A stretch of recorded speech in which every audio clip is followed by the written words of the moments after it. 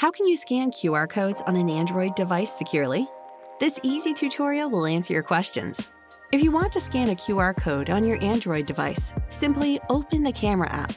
Make sure to use the rear-facing view. Point the camera at the QR code and wait a bit. Then tap the banner to open the link to a website. Is it safe? QR codes are just gateways to a website and can actually store some malicious data themselves.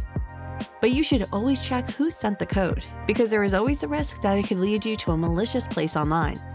If you suspect something's off, double-check the web address that the QR code directs you to. How can you scan a QR code from images or screenshots? Get the Google Lens app from the Google Play Store. On the Android devices, it's installed by default. Then select the photo with a QR code and scan it. You can also use a third-party app to scan QR images, but make sure to use a safe one. Thank you for watching.